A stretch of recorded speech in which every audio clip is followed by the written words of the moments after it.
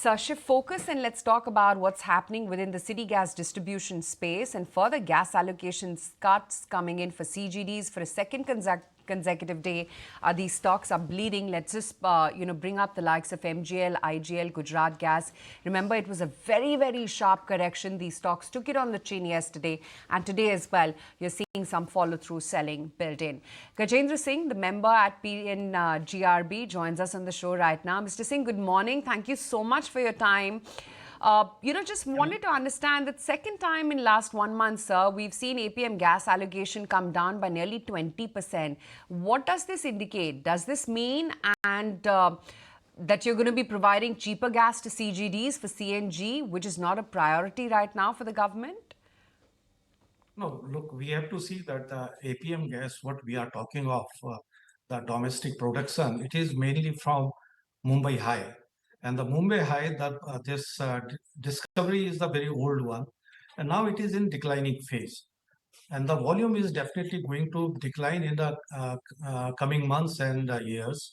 So the volume, what the APM gas is being declined, because CGD is the priority sector, that's not that's a government priority for them to allocate the gas. But the domestic gas and particularly the APM gas, there is an issue because it is from the old field and it is going to decline. And the reduction in allocation to the CGD entity, now they have to rely on the RLNG, high price RLNG, or the domestic gas from the market price. So there are the two options left with them. But all the CGD entity, it's not that when they are doing the business, they know that this APM gas is being uh, uh, provided to them from the Mumbai High. And Mumbai High, this is the discovery which started giving a gas from 1987. So after 25 years, definitely is going to be in declining phase. So that's going to decline in days to come, in a months, coming months. Sir, but don't you think that this lower allocation, if this continues and the penetration of CNG in the country would be impacted because government had this aim to increase the CNG and gas penetration to around 15%, but now this lower allocation will impact the CNG penetration in the country? Yeah, definitely. Because once they are getting the APM gas, if you see particularly the entities or the GAs, which were authorized way back in 20 or 25 years back, that time they were getting full 100% APM. That is point number one. Secondly, uh, the kind of margins they were getting, that was a good margin. So they were deploying, reinvested into creating the infrastructure. But now the new GAs, particularly ninth round onward or prior to that, which were in the bidding round, they are not having that kind of flexibility because they are using a very small quantity of APM, and that APM now they have to rely on high price LNG so that input cost will increase. Once their input cost will increase, definitely their margins are going to shrink. So that again, how much they are going to invest into capital investment into the developing infrastructure, this is going to be a bit difficult for them. But everybody in CGD sector, they knows that the gas what they are getting APM allocation is not that it is for lifelong. I mean, it's going to be decline at one stage or the other stage. Yeah. Right, sir. Obviously, every city gas player knows that this will not remain at 100. The APM gas allocation would not remain at around 100% for lifelong. But they never expected it to fall by around 36 to 40% in the matter of just 1 month. So with this happening now, do you expect or do you see that the CGD business is now less attractive for the newer players? This could lead to more defaults, work completion defaults coming in, and also lesser investments coming in the city gas distribution industry? Perhaps I will see that way, like the now CGD entities, now they have to see, they have to work out their business, rework out that if suppose they buy a, because I appreciate your point, because this reduction was done without giving a advance information to them. Because if the advance information at least of 5 to 6 months are there, so definitely they will get a time to arrange a RLNG at a cheaper price.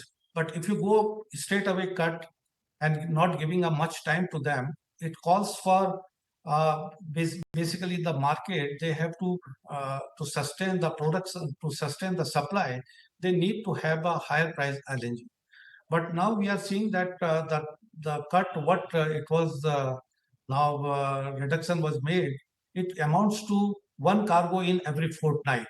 So every month you have to arrange two LNG cargos, and domestic marketing supply, domestic gas at marketing price, I don't see much coming up.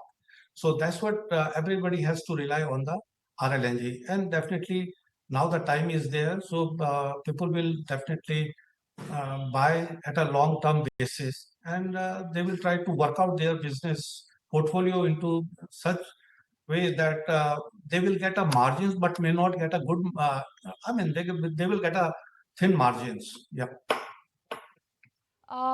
Sir, so, given that you just mentioned that city gas distribution as a sector is a priority sector, is PNGRB then making a presentation to the government related to the sharp fall in gas allocation? What is the next step that you're taking?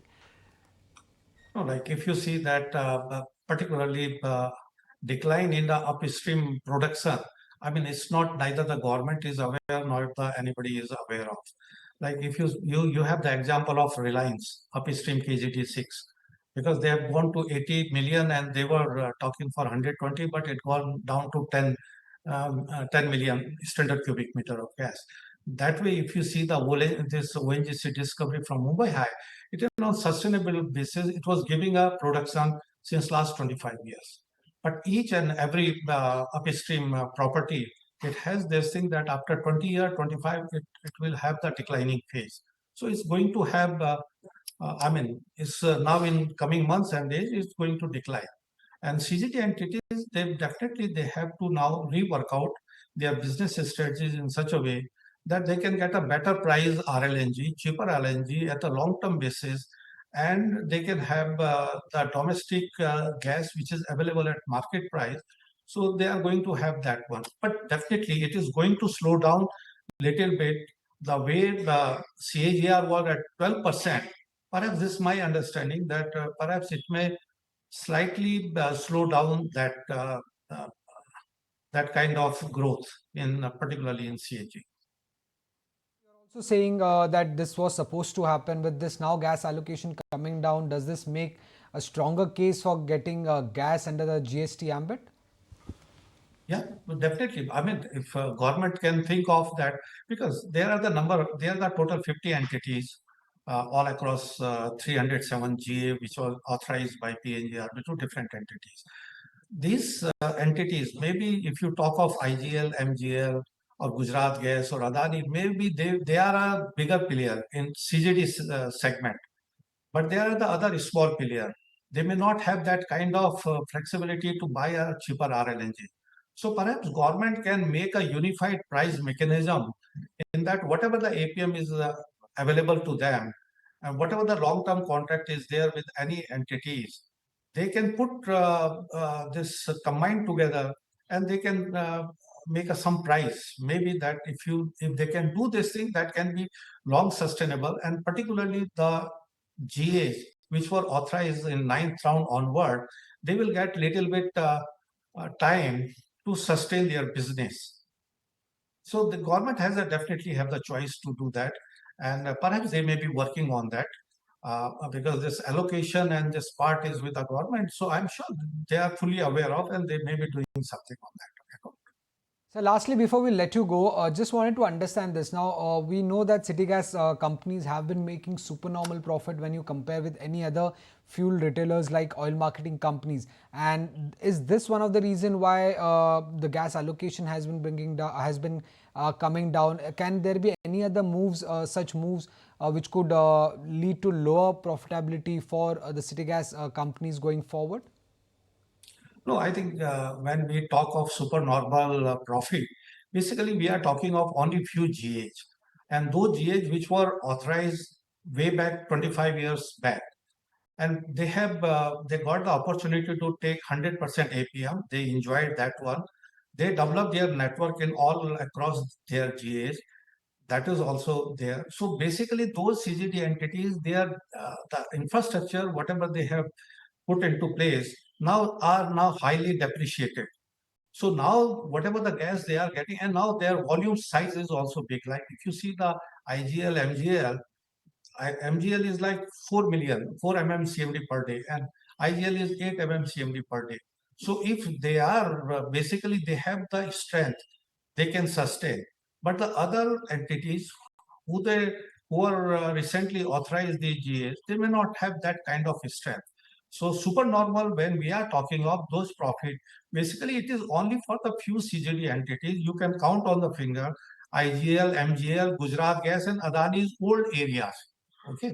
But if you see the new area of IGL and new area of MGL, they may not be making, they may be making 3 to 4% of profit. It's not like they may be making of profit of like 15 to 20% what IGL, MGL normally they do from their old GAs. Yeah. Mr. Singh, such a pleasure having you on the show today. Thank you so much for your time and, giving us all that clarity. Thank you. Thank you, ma'am. If you like this video, then like, share and subscribe to ET Now.